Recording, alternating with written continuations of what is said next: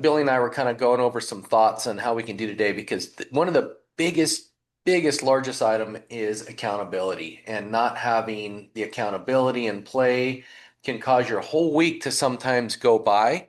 And if a whole week goes by, we've got problems. If a whole week goes by and I coached three people this morning, right, Billy? Mhm. And two of the three said, yeah, last week I just struggled all week. It was just such a fail, kind of a not such a fail, just struggled all week. And my response was, why did a whole week go by? If more than one day goes by with a struggle or a fail or something like that, we've got a problem. And so today I'm going to pull some really cool sections out of the Atomic Habits book.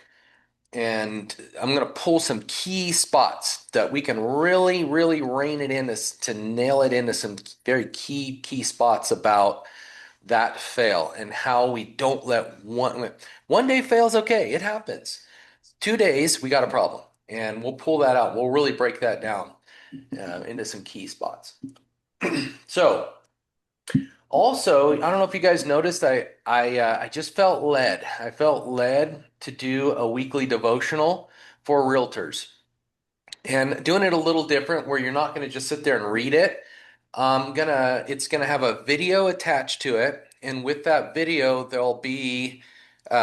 there's gonna be a whole readable section to read it. It's going to have a Bible verse, and how that Bible verse is reflective to what you do is serving the people that you're serving, and how important it is, and how it's right in the Bible. So if you guys want to be on that, I'm gonna put that in the group chat right now, the link to jump in there, and you can jump in there and join us in our weekly devotional Bible study where we're jumping into the Word and jumping into how the Bible is perfectly in line with how you run your real estate business and how important it is of a job that you have. It's a crazy important job. So I'll put that link in the chat right now. Give me 1 second and that will be in there. Let's see. Page two. It is in page one, I think. Nope, wrong one. Courses. There we go. Now I found it. Join us for our weekly Bible study. There it is. See, copy that. This is free, doesn't cost you any money at all. Nothing. If it's free, will you do it? Let me ask you that much. Because if it's free, a lot of people don't do it. So prove me wrong. Jump in there with us, study the word a little bit once a week. And let's send that to everyone. And that should be in the group chat right now for you to register. If you try to register and it says you've already registered, then that means you probably should have already received the first one I did last week. And then this week, I've just finished this week's, and that one should be coming out soon. And it was one I recorded this morning, and hopefully it's something that's going to help you get your week going. Make sure God's in it. This week's going to be on how we do time management, and it has a Bible verse right out of Ephesians that goes right along with protecting that time because of the evilness in the world. And we got to protect that time. Talks about spiritualness and how important it is to, be led by the Holy Spirit and protected. And then how to protect that time because it's very crazy how throughout your days can very easily, evilness can get in the way of your day-to-day activities. That'll kind of go right along with today's atomic habits and how important it is to protect your time. Your time is valuable. Protect it. There's a lot of people that try to pull you in different directions and use you and abuse you and then kick you. We don't want that. So you got to protect your time. Your time is important, it's valuable. All right, before we get started, the first thing I like to do is there anyone that's struggling with something right now that I can feed you with something to help your week be more productive this week? Anyone have any issues you've come across this week that I can help you with? It's an open book, open forum, mastermind moment for you. While you're doing that, I'm going to pull up a few more things. While you're all talking and talking over each other right now to tell me. Okay, go ahead. Who's up? I heard a voice. Were you gonna ask a question? No. No? Is that Blanca? No, you were just laughing. Sorry, I'm not muted, and but no, I wasn't trying to ask something. I'm just trying to find my. I went over to the link, and now I can't find my Zoom link. Oh, I got know it. you. Lower menu bar, just where you'll see the blue Zoom icon. Anytime you get lost and lose the Zoom link, look for your menu There. bar and Okay. click on the Zoom link on there and it'll pull it right back up. Okay. Well, I guess Well, I could ask. Oh, sorry. no, Oh, go ahead. Sorry. let her do it. I got her talking. Let's keep her talking. Go for it, Okay, go. Blanca. I do have a listing, and I don't think it's overpriced, but I really haven't had a lot of activity. I don't know if it's just the market. It's a next gen home. It's got about 2,500 square feet, and it's got a mother-in-law quarters that it's attached to the house. It's a really nice house, Hmm. but I really haven't had much activity. It's listed at 670. Yeah. High price point or not for Central Valley, higher Mhm. price point. Definitely we're seeing some properties. I had someone reach out to me yesterday from Idaho, Homes of Idaho agent, and their property is exactly priced where I would have priced it. Exactly. Okay. And she's had a couple of showings here and there, no offers. And I said, here's the deal. I looked at it. One thing is her square footage is a little smaller than some of the comparables. So I told her, okay, so I would put you 10 to 15, maybe 20,000 max lower that I'm kind of valuing it, but I don't think you're priced wrong. If we're trying to price it perfect though, I would say maybe you're 10, $15,000 overpriced. So she's gonna drop it and give that a shot. I'll tell you that our job is to market. And when you have a listing, how can you take that listing to get more listings? A listing that's sitting, you have two options. You either reduce the price because we understand that in any market, everything's got a value. So if you want it to move, you've got to reduce the price. Unfortunately, the price drives supply and demand all day long. If we're not getting any action, and we're still in a seller's market, but yeah, we do have a little issue with interest rates right now. So we do have that dealing with us. So it could be a bit overpriced for what's going on today. Say 2 months from now, and this is something to talk to the seller about. Say 2 months from now, bear with me a little bit. Let's market it, market it, market it for you. You're marketing it, marketing, marketing it for more sellers and buyers. Mhm. Utilizing that listing to get you more from retargeting ads to open house to circle prospecting to farming the neighborhood using that one. Go look for look for sale by owners expired in the neighborhood and say, hey, I've got one in the neighborhood too. What kind of action are you getting? And be their buddy, be their partner, collaborate with them to try to help them get theirs sold. And then eventually they're going to list with you. So collaboration, stuff like that with others, and use it to get more. But as long Right. as the seller's on board with it to say, hey, look, we get this war wrapped up, hopefully in the next couple months. That's kind of the projections we're hearing right now is it could be wrapping up the next couple months. And then we should see the interest rates do a turn the corner. So two options. One, everything's got a price. We could be overpriced. And since it's not moving, 10 days, no showings, 10 showings, no offers, let's get the price down a little bit. Or number two, we can wait for this war to kind of start to wrap up. And when that starts wrapping up, all of a sudden the interest rates will start to settle back down because interest rates go up when war happens. It just happens. It's life. It's okay. Good things are happening out of this. I mean, I'm not going to say it's a negative thing. We've got a lot of problems in our world, so let's let it play out. Okay, so that starts to go down in 2 months, and then we start to see where we're at that point in time, reassess. If we're still not getting any bites on it, with all the marketing dollars I'm spending and doing for you, then let's talk about a price reduction. Or we start Okay. reducing it now. Two options. Right, because he's got two more lots that he's going to build on. So I really want to make sure that I earn the business, and he's going to list those with me if I can sell it. So Yeah. yeah, no, definitely probably spend more on marketing Yeah. and figuring out. Use it to get more at this point. Okay. Yeah. Use it to get more.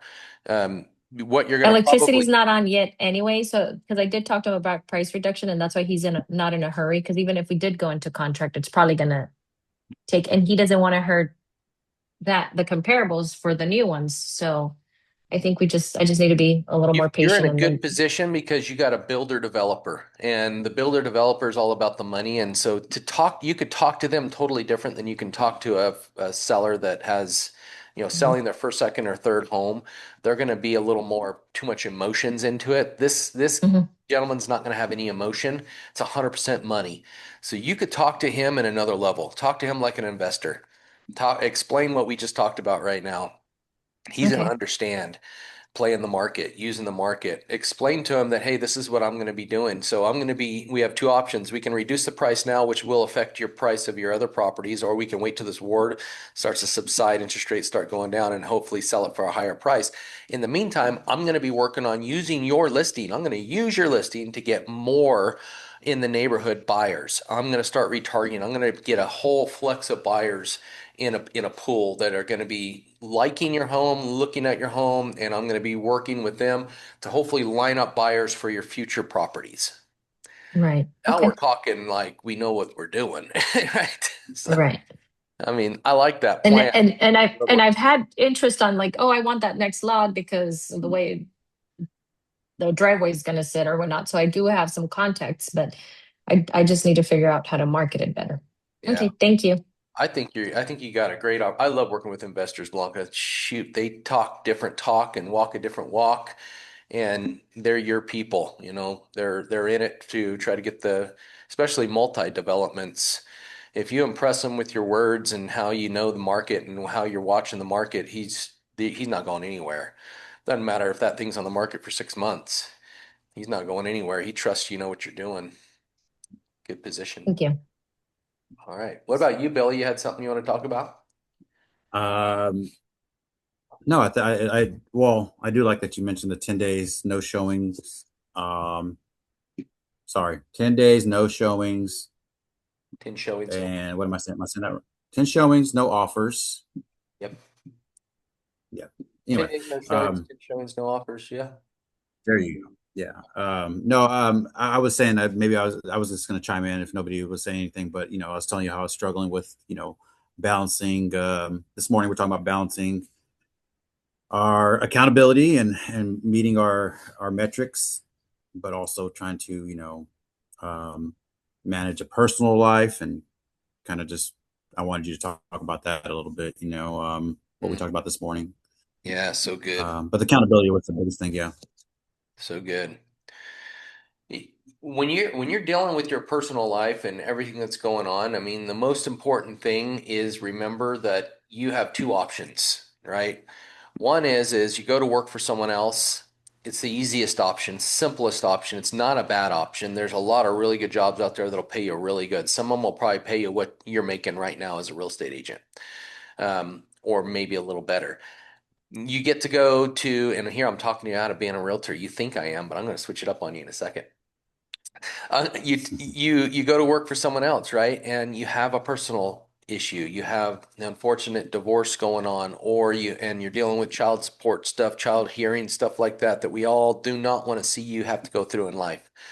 You have a parent that's going to the hospital, and you're having to deal with that, and as you maybe unfortunately passing away or something like that, or a child that's sick or anything like that. And guess what? You get to call in sick. You get to be sick. You get to be sick yourself, call in sick, and you're still going to get a paycheck because you have sick leave. You get to take some personal leave. You're not going to lose your job. It's still going to be there when you go back. It's going to start like it didn't stop. Unfortunately, as a real estate agent, you don't have that luxury all the time. But the good news is you still have that luxury. You do. The one thing that you need to do when you're dealing with your family time and you're dealing with the unfortunate personal life issues that come up is don't ever shut off the reaction. I see too many agents do this. They go on vacation, they cannot handle their own phone call ringing. So they don't set up someone else, a partner, a team member, an accountability partner, another agent that they can grab as a friend and say, hey, look, I'll give you 25% if I get any phone calls while I'm going to be off the grid on a cruise going to Mexico or going to wherever. I'm going to have to be off the grid for 2 or 3 hours a day. Can I forward my calls to you? You have that ability to do that. But at minimum, as a business professional, doesn't matter what business you're in, you cannot shut off the reactive time, the reactive phone calls. That's your one and only time in your career that you get to just be reactive instead of proactive. The one and only time is when you have family life issues that come into play. You could shut off the proactive for those days, guys. That's the part that you get to do is you get to take some bereavement time. You get to take some time to take some time off, but you can't shut off the reactive phone calls. The reactive is when your phone rings and I talked to a lender this morning, amazing lender, and he was in the hospital with his mom. And he's still, one of you are on this call, he's still qualified. He still did your qualification for you, didn't you? I want you to do one thing, and I think that was you, Oscar. I'm not sure. Preach it to the hilltops what he did for you. Preach it to the hilltops that he did not, he was still there for you. He still took care of your client. I think it was you, Oscar, wasn't it? If it Yeah, we wasn't, do. yeah, I mean, Yeah. amazing lender. I'm so proud of him for doing that. And for you to be by his side, Oscar, I mean, just amazing, amazing. Like that is the business owner you need to choose to be as a realtor. I know other agents that I've worked with that they were in their hospital bed still locking in contracts with their laptop.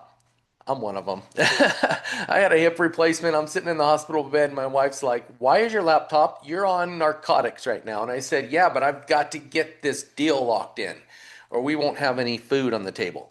Well, we would, but you know what I'm saying. So I'm literally writing offers and doing things and negotiating deals while I'm sitting in the hospital bed. I know another realtor that did that, Angela Eaton, and she was in the hospital bed while she was dealing with and writing offers and locking in contracts. Christmas Day, writing offers. I mean, those are the reactive things that we still have to do. And we still support those that are having to go through those in life. Still support them. They're working their butts off for us, and we love that. Give them the love and support they deserve for being that person, for being that hard worker. We support each other, we help each other. That's the fun part about being in real estate business. Doesn't matter if they're a lender, realtor, escrow officer. We can help and support each other.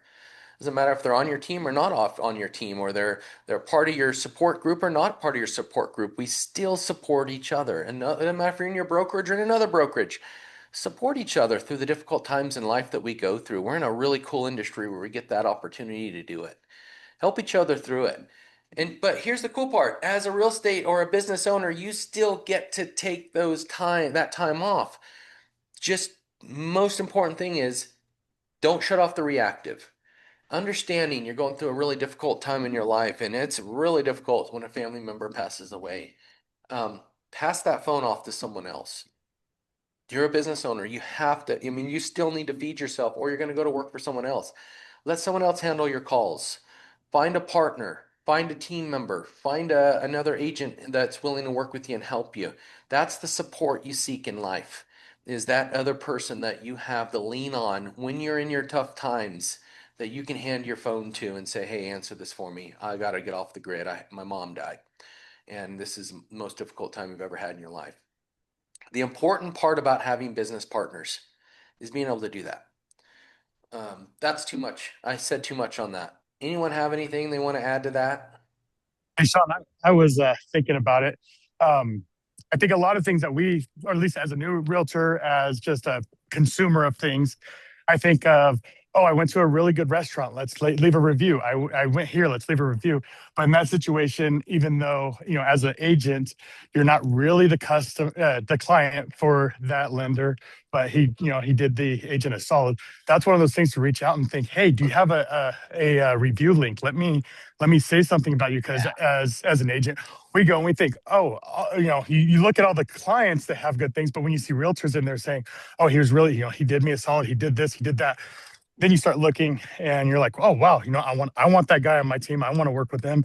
Yeah. And I think we forget to just, even if you're like on Facebook, I see people who used to be on my team who's selling stuff. I was like, oh, that's awesome, good job. And you just leave Yeah. little comments or whatever. It shows encouragement, but other people see that too. And like my realtor, when I first came here, he posts things, or I hear people posting things about, oh, do you know a good realtor? And I'm like, I'm a realtor, but this was who my realtor is, and she was awesome in these parts. Like I try to promote her still because I want everyone to be successful. But I Yeah. think we forget about that review part when we're not the actual client.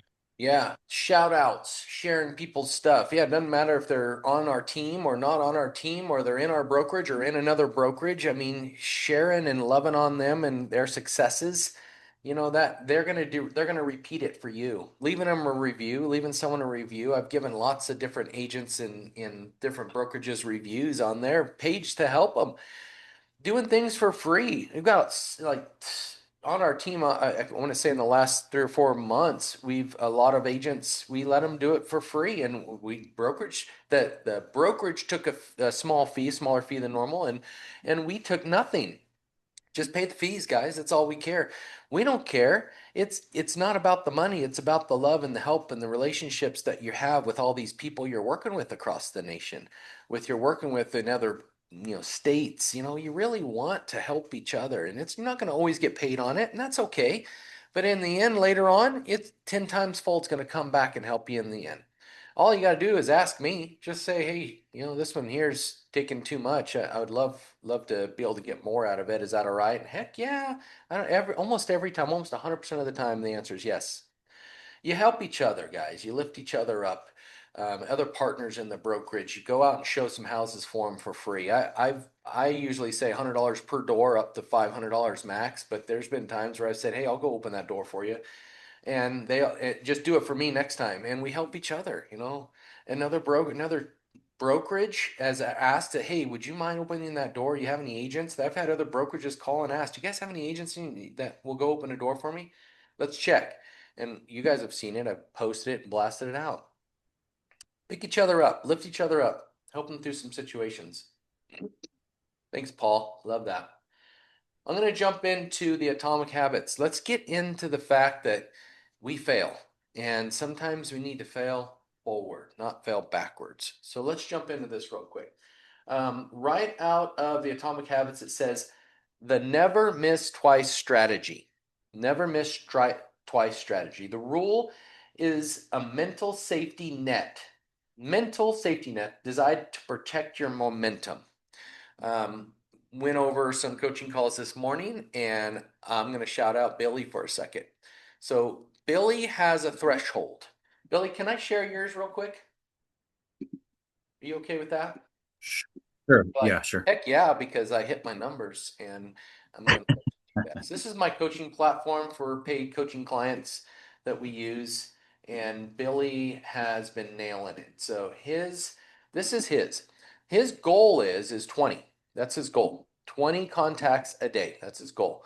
So we hold him accountable every single day to doing that. That's part of the coaching with us, is we hold him accountable. His goal is that he never wants to hit 20, he wants to hit more. So this week when we coached, he said, I'm just so disappointed because I hit 20, but I didn't hit my more. He hit 20, but he didn't hit his more. Billy, I gotta give you a shout out, man. Good job. Because that's the tough part about being a realtor, is that we try to hit the bare minimum and we end up lower. So I've coached people before that said, and they just never hit their numbers. And I say, look, here, we need to lower your threshold. This is a high jump line, we call it. And the goal is to jump over it. If I'm not jumping over it and every time I'm lower, then we need to lower that threshold. I'm not hitting my numbers. But if you lower your threshold and then you're hitting even lower, then we need to go back to the Atomic Habits book. And I'm using Whoozy.ai here. Basically, I used it, put the book in. I said, all right, I want you to pull out the part where it talks about that. And this is what it did. It pulled it out. That's how fast some of these AI softwares work. I love it.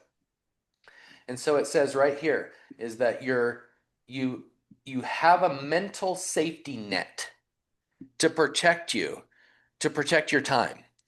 And you never want to, that safety net is that I cannot have more than one bad day. I can't. That's my safety net. I got to pick it up. So here's the goal. Every one of you on this call and anyone else, if you need a day to have a mental person to talk to, I want you to shoot me an email, say, Sean, do you have time to jump on a call, or a text message? I just need a mental check day. And 100% of you all have that in me. I will jump on the phone with you and we will have a mental health check to say, okay, so today's a funk day. And I'm going to ask you the question. Be prepared. I'm going to say, what are you going to do different tomorrow? How are we going to make this a better day tomorrow? Because I understand what you're going through today. I get it. It's a tough thing. We've all had struggles, losses in our lives, things that have just put us into a funk, and you need to talk about it. Have somebody like me that'll be listening to you and talk to you and hear you out and hear what you're going through and hear and listen. You need to listen, someone to listen. It could be your husband, it could be your wife, it could be your brother, sister, aunt, uncle, but have somebody that you can be your accountability partner and help you through that tough day. So that way you don't have it twice in a row because you can't do it twice. It can't happen twice. In a high pressure world of real estate, your schedule will inevitably get hijacked. It happens. So we go to, let's just talk about our day, our calendar. And I'm going to show you the calendar that I built for you last week. And again, if any of you wants this calendar, last week I coached on how to take this calendar and how to upload it into your calendar. If you want to share it with me like Nikki does, I see everything Nikki does. You know, she took that calendar and she took off some stuff and added more, but she did what she's doing what she can do. All right, but that's not how the calendar starts. It starts looking like this. When you upload it into your Google Calendar, this is what it'll look like. Now, remember last week I taught you how to upload it. You basically go here, you create a new calendar. Okay, once you create a new calendar, it has this little import option. And then you're just going to simply upload the calendar that I'm giving you into your calendar. But what you got to do is change it to this right here, to the new calendar you created. So create the new calendar first, and then you'll have it right here. Once you have it right here, you can turn around and import it, the new one, into that calendar that you create. So I give you the calendar. It comes in the form of like an Excel, but it's how Google Calendar recognizes it. And when it uploads, it'll look exactly like this. Actually, it'll be all orange probably, but you got to go in here and change all your time blocks. It's real simple. Like time block to me, if it's green, if it's future potential money you might make, then I change it to green. That's just how I've always done it. So all these should be green because these are all lead measures, not lag measures. So we change all those to green. All right. So, and then this will upload in there, and these are your time blocks. These are your important things. So if all of a sudden on this morning went by and I didn't hit any of these time blocks and I have a problem, like it says right here, I have something is hijacking my day, which typically is a transaction. How many times do you have a transaction that you say, oh my goodness, this entire day went by and all I could think about was that negative, frustrating transaction? That's all I can think about. It hijacked my whole day. Or something you're going through in your personal life, hijacked the whole day. It messed your whole day up. It happens. How do we get past that funk? You get back into these time blocks right here. You get back to the importance of sticking to this calendar, sticking to the most important things that you know you need to do to change the day to make it better. Now, what happens here? Okay, so let's say you're a lender, and we know that lenders need to read their emails in the morning. They have to, because us realtors start reaching out to them when we should be calling other people. But instead, we're reaching out because we got a closing. We expect this deal is going to close this afternoon. So we're bugging because we think it's going to close this afternoon. And we're wondering why the lender's not responding to us. When we shouldn't be doing that ourselves. We should be focusing on lead measures in the morning and not letting our calendar get hijacked with lag measures. Okay. And so let's just say we're a lender though. All right. So I would expect the lender's going to wake up, get to work, get to the office by 8 o'clock, and they're going to be lead generating, which is usually calling realtors and past clients to check in with them to see what they can do to help them. And then they got to get into the calendar. So this one here would change the color to red, and right there. Okay, I'm just going to change this one day. So that's responding to emails, that's checking in with their processors, that's doing the things that they need to be doing for us realtors. Now, guess what? What happens if all of a sudden they sit there and they end up on the phone, on the emails for 2 hours long? Okay. So now they spent 2 hours long here on their calendar when they should have only spent an hour. What got in the way? And how are they going to do it different next week? Well, what got in the way is they didn't actually set a spot there to stop. Here's my suggestion. What suggestion? Use your cell phone. Set an alarm to get in your emails for 30 minutes for an hour. And when that alarm goes off, guys, this is the most important part right here. Quit. Close the emails and get back to the lead generation. Change this back to green and get back in there. Even if it's only 30 minutes, we call that baby steps. Even if it's only 30 minutes of making one or two, if can you make one more phone call? One more phone call? That's it? Can you do that?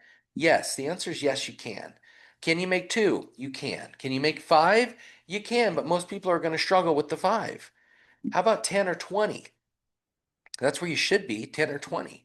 But can we do one? Baby steps. But this is an important part because we don't stick to that time block and then next thing you know, our entire calendar is hijacked.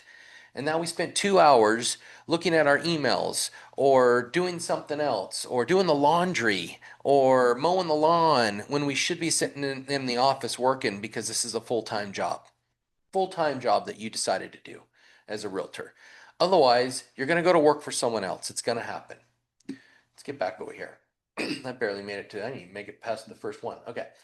It's going to happen. You're getting hijacked. Emergency calls with clients, things are going to happen. Never miss twice. Rule acknowledges this reality without letting it derail your long-term progress. Protect the streak. Missing a day of lead generation once won't ruin your career. Twice is borderline. It can happen. However, if you allow yourself to miss a second day, you're actively training yourself to be someone who doesn't follow through. You're training yourself to be someone who doesn't follow through. You know that person. You know the person that doesn't follow through what they say they're going to do. They just don't follow through. They don't stick to it. They show up late all the time when they should show up 10 to 15 minutes early. Ask Paul. If you're not 15 minutes early, you're late, because that's the law enforcement way of doing things. If you're not 15 minutes early, sitting in the briefing room ready for briefing 15 minutes before your time starts, they consider you late. Literally, you will get called out on it. You've got to be early. So you know that person, the one that kind of misses a second day, it starts to happen, you start to miss things, things happen. Your priority after a miss is simply to get back on track immediately. If it happens twice, we got problems. The 2-minute rule. When you feel like you're going to miss because you're overwhelmed, that happens in real estate, we get crazy overwhelmed, scale the habit down. That's what we were talking about earlier. Scale it down. Let's get back on track. If you cannot spend an hour on your database, spend 2 minutes. In the book, he talks about going to the gym. And he talks about, okay, so how do you get in the groove of going to the gym? One is wake up, get going. Number two, put the gym clothes on. What if you never made it to the gym? At least you got the gym clothes on, guys. You got that close. What's going to happen on the next day? I'm going to actually step in the door. Okay, step in the door of the gym is step 3. Got it. Okay, step 4 is doing a little workout. Sometimes it takes a little bit, but get back to step 1 and get the gym clothes back on. Get back on track, not off track, back on track. Scale the habit. Okay, if you can't spend 2 minutes. Making one single follow-up call is infinitely better than making 0, right? Baby steps. Because it keeps the identity of being a prospect alive. You are prospecting, okay? Prospecting. Now, you're not prospecting if you're not making any calls, if you're not doing any door knocks or pop-bys, if you're not circle prospecting your neighborhood, you're not prospecting. Don't ever call yourself a prospector if you're not prospecting. If you're prospecting daily, at least one phone call, you get to call yourself a prospector. One door you choose to knock in your neighborhood, you get to call yourself a prospector. One open house you choose to do per week, per month, you get to call yourself a prospector. You're now doing prospecting. What is prospecting? The word prospecting goes back to the old prospecting and mining for gold. You would fill it up with dirt and you would shimmy it back and forth until all of the stuff falls through, and what's left? Gold. You got the gold nuggets left in your prospecting bucket. That's exactly where the word prospecting comes from in real estate and any business. It comes from prospecting gold. Don't know if you didn't know that or not. All right. Identify identity-based habits. Clear suggests that every action, so that's James Clear, every action you take is a vote for the type of person you wish to become. So every time you're moving forward in this, it's one more vote towards the person that you want to be. When you show up on a day you don't feel like it, you go to the gym even though you don't want to, even for a moment, you're casting a vote for your professional identity. Consistency is more important than intensity when you're building a foundation. Consistency. The danger of all or nothing thinking. Many professionals fall into the trap thinking that if they don't do a task perfectly, they shouldn't do it at all. I hear this quite often in brand new agents when I say, okay, so how's your week going in prospecting? How did it go? Are you working in the CRM? No, I'm still trying to set up the CRM yet, so I haven't had a chance to get started. A whole week went by and you didn't prospect one because you were trying to set up your CRM? What in the living daylights? No, you can't let today be a waste. Today, you cannot let be a waste. Today, you've got to prospect. The CRM, it gets set up. They call it move forward sloppy. I know it's bad, but you're setting up your CRM while you're working your leads.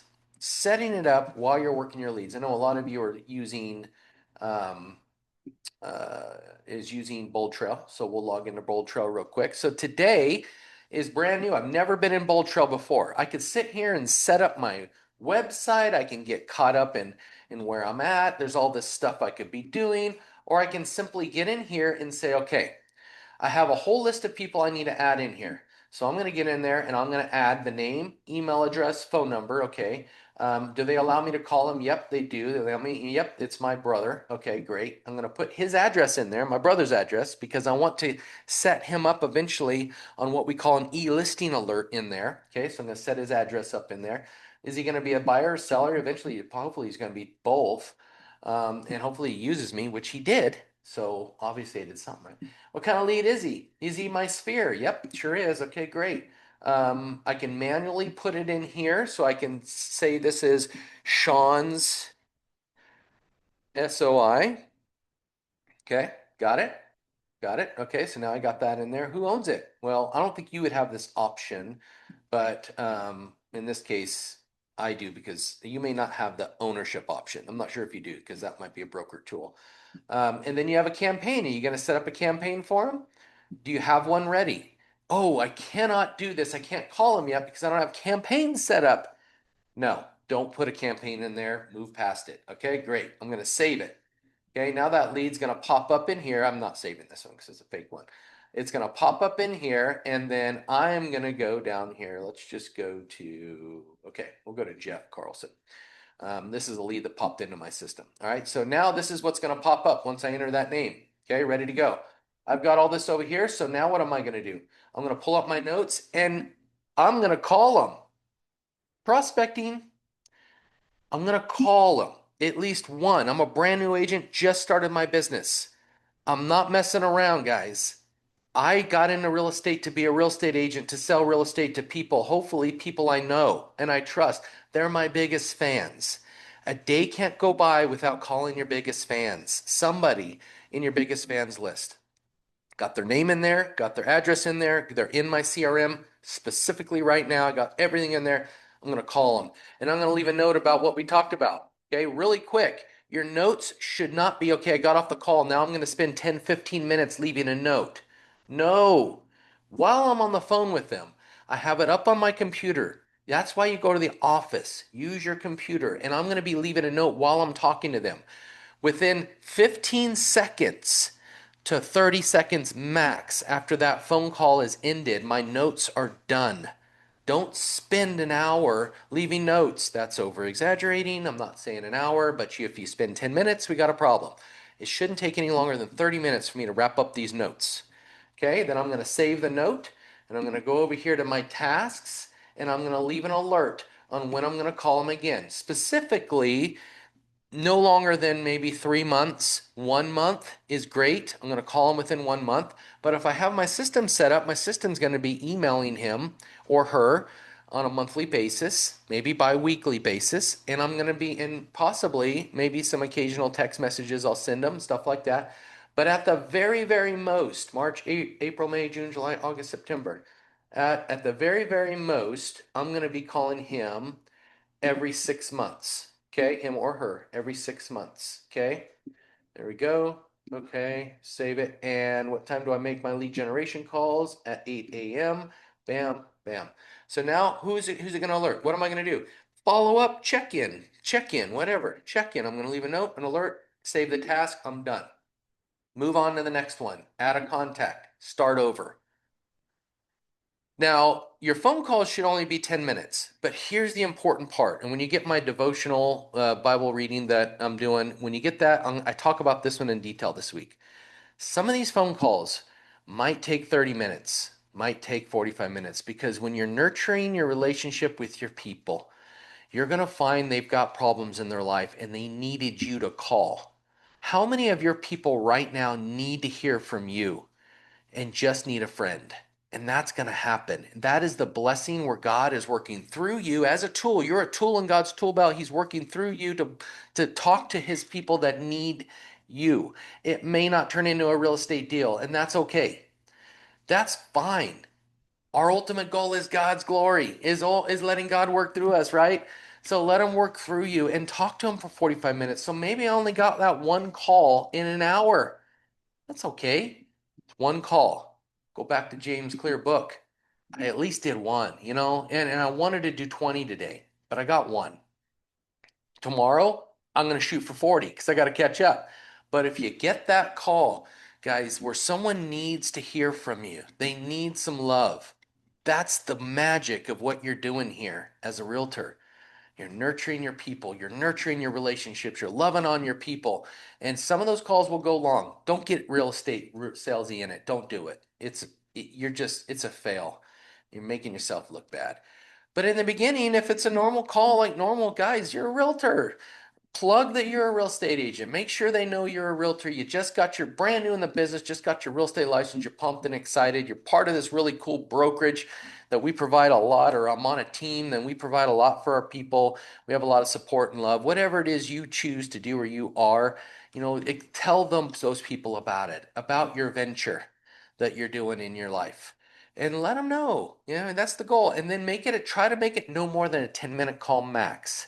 10, 20, 30, 40, 50, 60. That's 6 calls in an hour if you can keep them all to 10 minutes max. Okay. Now are we hitting our goals? Yeah, we are. Now pretty soon you're going to look like Barely Garcia, where he's making 20 phone calls to expireds, 4 sell-by owners, and cancels a day. 20 a day. I mean, look at this. 28 calls in one day.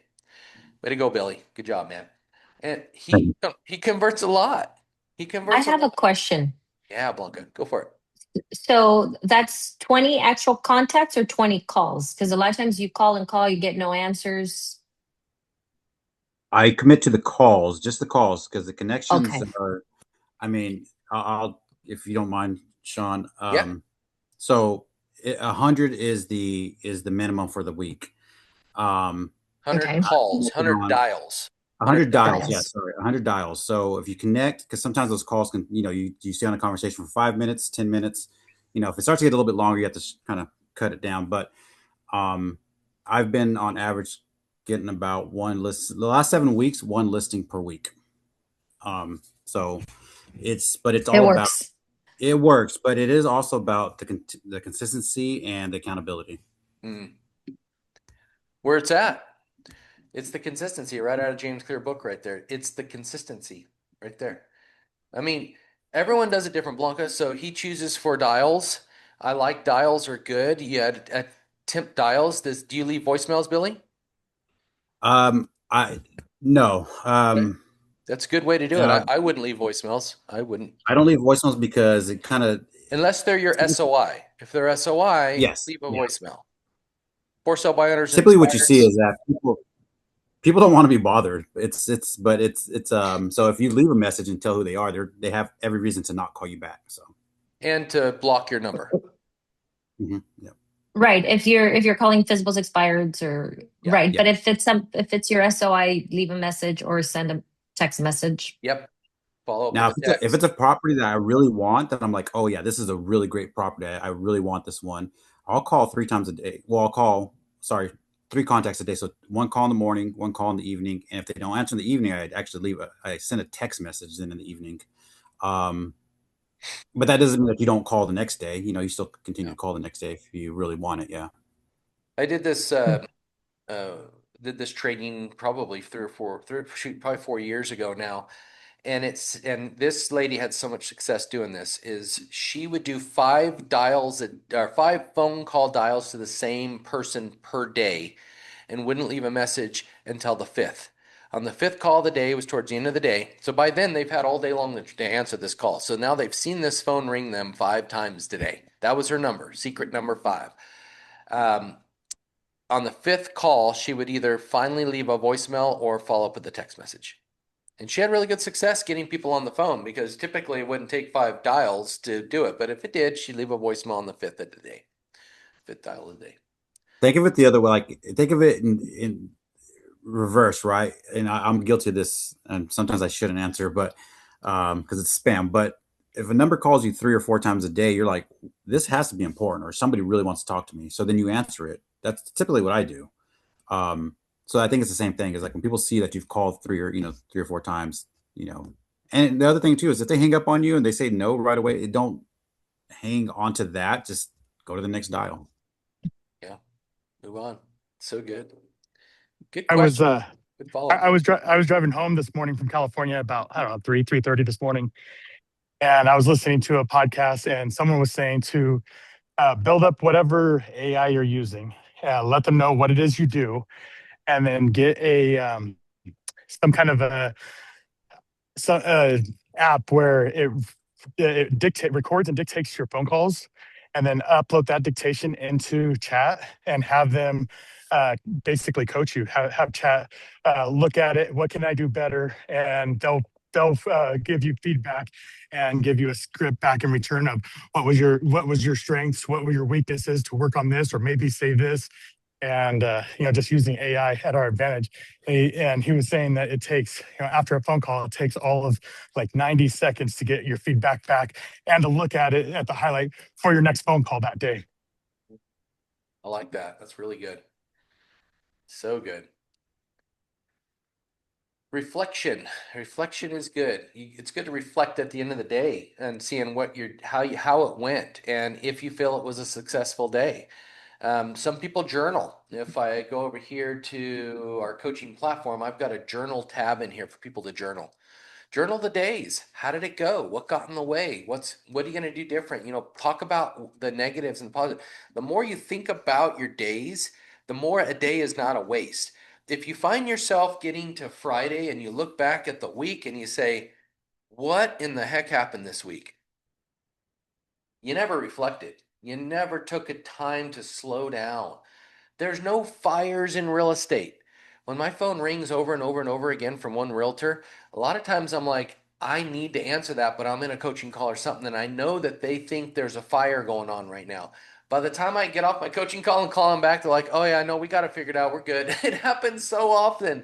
And I'm like, guys, there's no fires in real estate. Breathe, take a breath, watch what happens. If you sit there and you're dealing with fires all day long, you're nothing but a fireman, firewoman, and guess what's going to happen? You're going to burn out. Don't burn out. There is no way that I can run two real estate teams, a brokerage, a lending company, and still sell real estate at the same time and still answer calls and help realtors. There's no way I could do that unless I take a chance to breathe. I got to breathe. I got to take a breath every so often and just reflect the day. How'd the day go? Each and every day is so crazy important in your life. I said this to a coaching client this morning. I said, if you went a whole week, I feel like I feel so bad for you because you wasted how many hours of your life reacting to stresses, reacting to anxieties of what other people are putting you through. Shame on them. They shouldn't be putting you through that stress, and they shouldn't have wasted your life hours. God's given you so many life hours. There, you have only have so much time in life on this earth. Don't let a week go by where you let people chew up your time and spit it out. And you did nothing but stress all week. Take one day at a time. One day.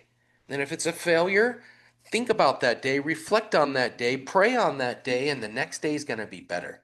And you're going to do better the next day. You're going to hit your numbers the next day. You're going to have fun with those conversations you met with people the next day. And it's going to be a better day. Don't let a whole week go by where every single day you look back and say, what the heck happened this week? Don't let it happen. I will be praying for you and that your days don't do that and that you actually enjoy your week this week and you reflect on each day one day at a time. Sometimes 1 hour at a time, guys. If you have a bad hour, deal with it right then and there. If someone's hurting you, call them right then and there and have a heart-to-heart talk with them. I said this to somebody, I can't remember who it was. I think it was you, Billy. I was like, it's just crazy how we're not little kids in fifth grade. We gotta just people pick up the dang phone and call them and fix the problem right then and there. Just be a light to people and be open to realize we all make mistakes. We all make mistakes. There's so many things that I wish I could look back on and just, I mean, happens all the time. Gosh, I messed up on that. I just got to call the person and say, I'm sorry. I'm so sorry that I did that. So sorry that that happened. Fix the problems right away and enjoy your day. These are hours of your life. Enjoy them. Enjoy your hours, or you're gonna hate your job. I want you to hate your job. I want you to love your job. Love it. Have a good week, everyone. Let me know if you need anything. Jump on our devotional time. That link's in the chat. We'd love to have you. Thank you. You're Have a welcome. great week. See See you you guys. guys.